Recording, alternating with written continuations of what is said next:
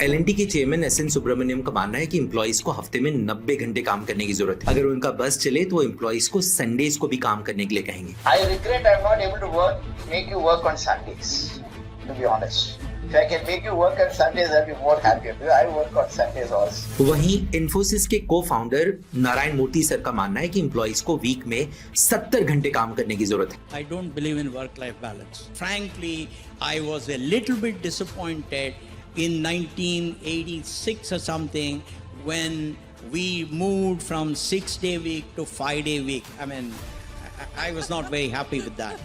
I think in this country, we have to work very hard because there is no substitute for hard work. क्योंकि अगर India को global level पे compete करना है तो भारत के यंगस्टर्स को हार्डवर्क करना होगा और ज्यादा घंटे काम करने की जरूरत पड़ेगी। यहाँ वर्किंग आवर्स को प्रोडक्टिविटी के साथ कनेक्ट कर दिया गया है। The greater the working hours, the greater the productivity.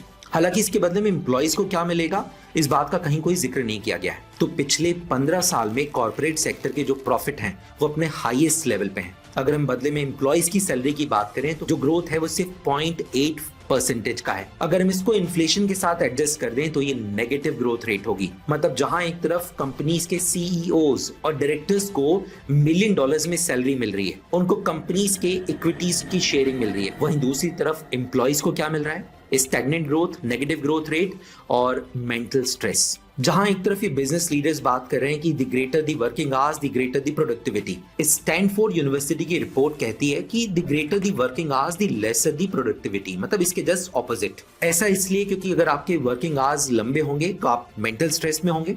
अगर आपकी लाइफ में वर्क लाइफ बैलेंस नहीं होगा तो कहीं ना कहीं आपके अंदर ना वो एनर्जी होगी और ना ही वो पैशन। इसकी वजह से आपकी जो प्रोडक्टिविटी है वो गिर जाएगी। एक एग्जांपल लीजिए कि आपको दिल्ली से अमेरिका जाना है। आपके सामने 2 फ्लाइट्स अवेलेबल हैं और आपको पता है कि एक पायलट लगातार 7 दिन से काम कर रहा है और दूसरी तरफ एक पायलट है जो 5 दिन से काम कर रहा है।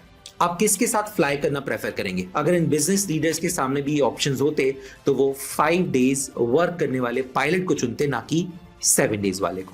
कहीं ना कहीं बिजनेस लीडर्स के रिमार्क्स ने सोसाइटी के अंदर वर्क लाइफ बैलेंस को लेकर के डिबेट छेड़ दी है। आज इस पूरे वीडियो में हम बात करेंगे वर्क लाइफ बैलेंस के क्या फायदे हैं, क्या नुकसान है, क्या इंटरनेशनल स्टैंडर्ड्स हैं, क्या अमेरिका, यूरोपियन कंट्रीज और चाइना में प्रैक्टिस है और क्या प्रेजेंट में भारत में प्रैक्टिस है। हम इस बारे में भी बात करेंगे कि राइट टू डिस्कनेक्ट का इंडिया में क्या स्टेटस है।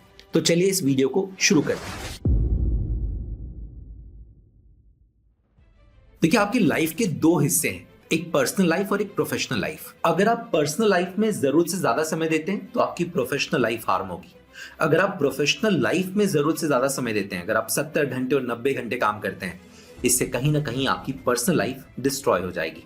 सो there has to be a balance between personal life and professional life. अब सवाल यह है कि क्या हम 70 घंटे और 90 घंटे काम करने के लिए तैयार हैं? एक स्टडी के अकॉर्डिंगली वो लोग जो वीक में 55 घंटे से ज्यादा काम करते हैं, 33% ज्यादा चांसेस होते हैं उनमें हार्ट अटैक आने के।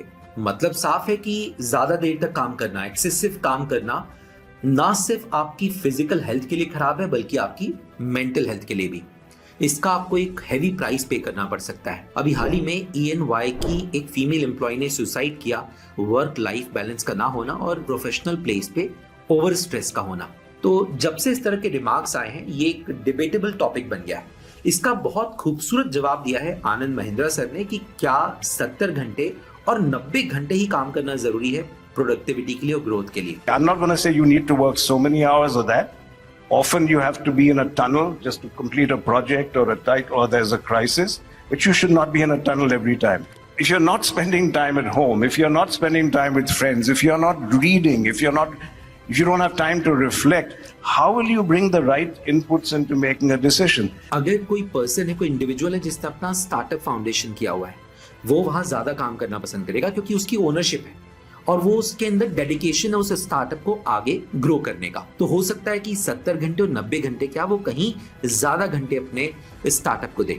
लेकिन इसके लिए जरूरी चीज क्या है? पैशन और डेडिकेशन। लेकिन ये आप अगर एम्प्लॉय से एक्सपेक्ट करें कि एम्प्लॉयज आपकी ग्रोथ के लिए वो अपनी पर्सनल लाइफ, अपनी मेंटल और फिजिकल हेल्थ को कॉम्प्रोमाइज कर दें, ये सही नहीं होगा। अगर आप फिजिकली और मेंटली फिट हैं और अगर आप खुश हैं तो कहीं ना कहीं आपके अंदर काम करने का पैशन होगा और आप कम समय में भी ज्यादा प्रोडक्टिविटी दे पाएंगे। देखिए, अब हम बात करते हैं वर्क लाइफ बैलेंस के एडवांटेजेस के बारे में। अगर आपकी प्रोफेशनल लाइफ और पर्सनल लाइफ दोनों के बीच में बैलेंस है तो आपकी मेंटल हेल्थ और फिजिकल हेल्थ दोनों साउंड होगी। आप अपने फैमिली, फ्रेंड्स और अपने प्रोफेशन तीनों को इक्वली टाइम दे पाएंगे। इससे कहीं ना कहीं आपके अंदर एक हैप्पीनेस होगी। ये हैप्पीनेस आपको काम करने के लिए मोटिवेट करेगी। जब आप काम करने के लिए मोटिवेटेड होंगे तो कहीं ना कहीं आप पैशनेट होंगे और आपका जो आउटकम होगा वो काफी बेटर होगा। अगर पर्सनल और प्रोफेशनल लाइफ में बैलेंस ना हो तो आपको इसकी कीमत चुकानी पड़ सकती है। इसके हम 2 एग्जांपल्स लेते हैं। जापान में एक टर्म है करोशी। करोशी का मतलब होता है कि अगर आप वर्क प्लेस पे अगर आप एक्सेसिव काम कर रहे हैं, अगर आप एक्सेसिव स्ट्रेस ले रहे हैं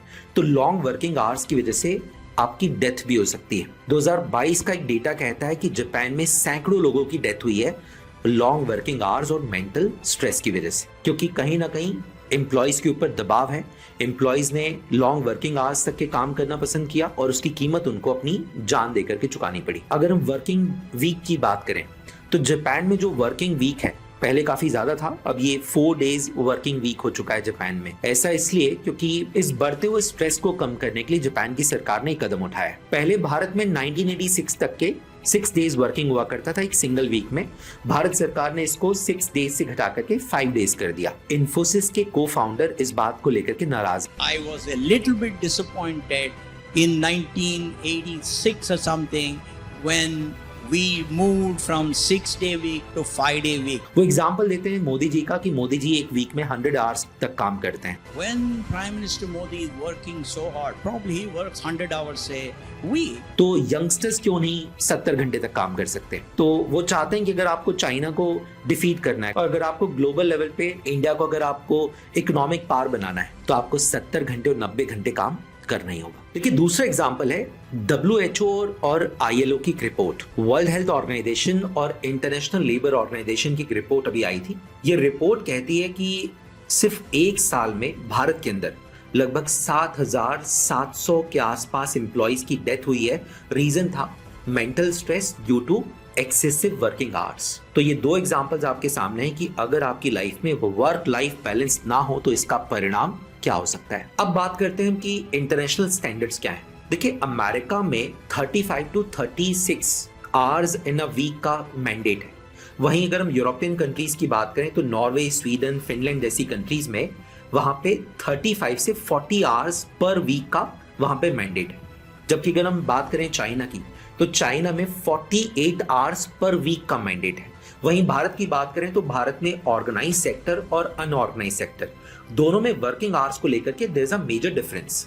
ऑन एन एवरेज भारत के ऑर्गेनाइज सेक्टर में लोग 48 से 51 घंटे तक के काम करते हैं। अनऑर्गेनाइज सेक्टर का इसमें डेटा शामिल नहीं है। अनऑर्गेनाइज सेक्टर में तो शायद 55 और 60 घंटे या उससे कहीं ज्यादा। वहीं अगर हम ILO की रिपोर्ट की बात करें, एक सिंगल वीक में 48 आवर्स जो है वो स्टैंडर्ड है। तो क्या भारत इस स्टैंडर्ड को फॉलो कर रहा है? हम 48 आवर्स से भी ज्यादा काम अपने एम्प्लॉय से ले रहे हैं। कॉर्पोरेट सेक्टर में तो ये फिगर कहीं ज्यादा है। और अगर हम अनऑर्गेनाइज सेक्टर की बात करें तो शायद ये वर्किंग आवर्स 50 और 60 घंटे या उससे कहीं ज्यादा। देखिए, अब बात करते हैं राइट टू डिस्कनेक्ट के बारे में। राइट टू डिस्कनेक्ट का मतलब यह है कि जब आप अपने वर्किंग आवर्स को कंप्लीट करके ऑफिस के गेट से बाहर निकलते हैं तब होना यह चाहिए कि आप अपने ऑफिस के गेट के अंदर छोड़ करके बाहर निकल जाएं। लेकिन इसके जस्ट ऑपोजिट होता है। जब एक एम्प्लॉय अपने घर पहुंचता है तो वो इलेक्ट्रॉनिक डिवाइसेस, चाहे वो सेलफोन्स हो, चाहे वो मेल्स हो, किसी ना किसी तरीके से अपने ऑफिस के साथ में अपने काम को लेकर के कनेक्टेड रहता है। मतलब घर आने के बावजूद भी वो अपने काम से डिस्कनेक्टेड नहीं हुआ है। अगर वो कंपनी के कॉल्स को डिनाई करता है या अगर कंपनी में बॉसेस के क्वेरीज को अगर वो रिस्पॉन्स नहीं देता है तो इसके कॉन्सिक्वेंसेज हो सकते हैं। हो सकता है एम्प्लॉय को अपनी जॉब भी गंवानी पड़ जाए। तो भारत में राइट टू डिस्कनेक्ट का कॉन्सेप्ट नहीं है, जबकि यही सेम कॉन्सेप्ट लगभग 13 कंट्रीज में एग्जिस्ट करता है, जैसे Germany, Australia, Canada.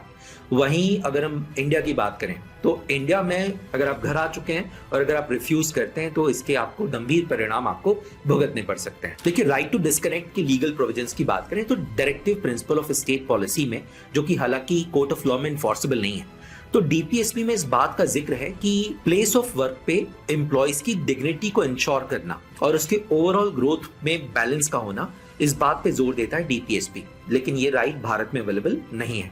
In fact supreme court ने मल्टीपल केसेस में इस बात का जिक्र किया है कि there has to be a right to disconnect और वर्किंग प्लेस पे एम्प्लॉयज की डिग्निटी का होना जरूरी है, चाहे वो Vishakha versus state of Rajasthan हो या फिर अभी रिसेंटली उत्तराखंड का एक केस था, उसमें भी इस बात का जिक्र किया गया। और इस प्राइवेट मेंबर बिल को लेकर के आई थी सुप्रिया सुले, जो कि एनसीपी पार्टी से बिलोंग करती हैं। उन्होंने राइट टू डिस्कनेक्ट का जिक्र किया और कोशिश की कि राइट टू डिस्कनेक्ट इंडिया में इंप्लीमेंट हो जाए, लेकिन ये एक प्राइवेट मेंबर बिल था और इसी वजह से इस पे ना कुछ खासा डिबेट और डिस्कशन हो पाया, ना ही ये बिल पार्लियामेंट में पास हो पाया।